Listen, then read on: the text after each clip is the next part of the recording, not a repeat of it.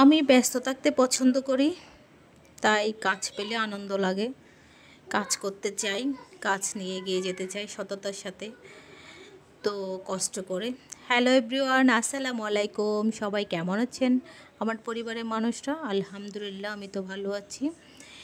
এই যে হঠাৎ করে রাত্রে বললো যে একটা খেলা আছে, খাবার দিতে পারবো? আমি তো কেন পারবো না, বাসায় তো থাকি, তো পারবো। বাচ্চাদের যেহেতু স্কুল বন্ধ, আরও ফ্রি আছি, তো সেজন্য খাবারটা নিলাম, অর্ডারটা।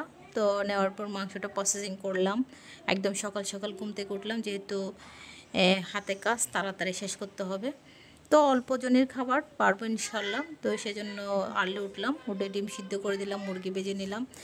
তারপর আস্তে আস্তে দুইটাই তো রান্না, আগে মুরগিটা বসাই দিলাম, তারপর ডিমটা বসাই দিলাম। দুইটাই একটু ভুনা ভুনা করে, মানে কারি করে বসেছি, যাতে করে ওর ভাতে তো আর বেশি ঝোল দেওয়া যাবে না, সেজন্য একদম ভুনা ভুনা করে।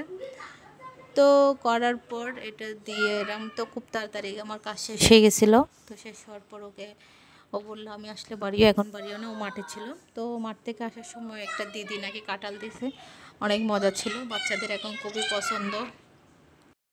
আগে আমার বাচ্চারা কাঁঠাল পছন্দ করতো না, কিন্তু এই বছরে মাশাল্লাহ কাঁঠাল পছন্দ করতেছে, খাচ্ছে।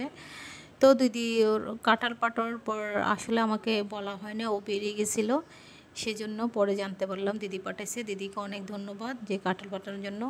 তো এসে বসছিল, ওকে একটু পাখা করতেছিলাম, ফ্যানটা একটু দূরে ছিল, বাতাস মানে লাগতেছিলাম, ফ্যানের নিচে বসে নাই, সেজন্য একটু সেবা করতেছিলাম যাতে দোয়া পাই। হাজব্যান্ডের সময় করলে নাকি খুব দোয়া পাওয়া যায়, তো সেজন্য ওকে একটু বাতাস করতেছিলাম, ওদিকে ফ্যান চলতেছিল। তো এগুলো করার পর কাঁঠালটা বাচ্চাদেরকে দিলাম বের করে, ও তখন বেরিয়ে গেছিলো খাবার নিয়ে। তো পরে এটা করলাম, এটা আগে দেখাই দিছি, কিন্তু এটা আমি পরেই করছিলাম। কাঁঠালটা ও যে রাখছিল আমাকে বলছিল, বলার পর নাম বলে নাই, সেজন্য আমি নামটা বলতে পারি না তখন ভিডিওর সময়। যখন জানতে পারছি তখন আমি দিদিকে থ্যাংক ইউ দিছি, পরে জানছি অবশ্যই। দিদি আমাকে মেসেজ দিয়েছে, বলছে আমি পাঠাইছি বলেন নাই স্যার? অবশ্যই পরে বলছে, তখন তাড়াহুড়ো বেরিয়ে গেছিলো, তো ওর মাথায় অন্য কিছু ছিল, সেজন্য হয়তো বা নামটা বলতে ভুলে গেছিলো। তো এই যে খাবার প্যাকেজিং চলতেছে, খাবারটা আমি রেডি করতেছি, যেভাবে রেডি করলাম। তো রেডি করার পর ওকে বের করে দিলাম তাড়াতাড়ি করে, যেহেতু মাঠে পৌঁছাতে হবে, তখন বাচ্চারা লাঞ্চ করবে। তো সেজন্য রেডি করে এই যে ডিম কারি আর মুরগি দুই পাশে সুন্দর করে দিচ্ছিলাম। তো ওরা নাকি বলতেছে কারের সাথে ওটা একটা ডাল হলে ওদের ভালো হয়, যেহেতু সাদা ভাত, পোলাও ভাতের সাথে এগুলো চলে, কিন্তু সাদা ভাতের সাথে একটু ডাল পেলে নাকি ওদের ভালো লাগে। তো এবার নেক্সট টাইম থেকে চিন্তা করলাম একদম ঘন ডাল দিব।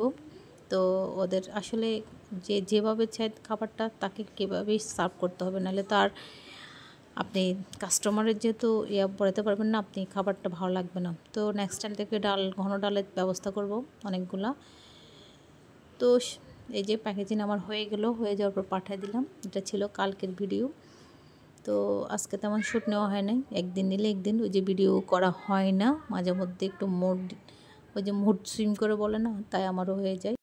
আজকে এখানে বিদায়।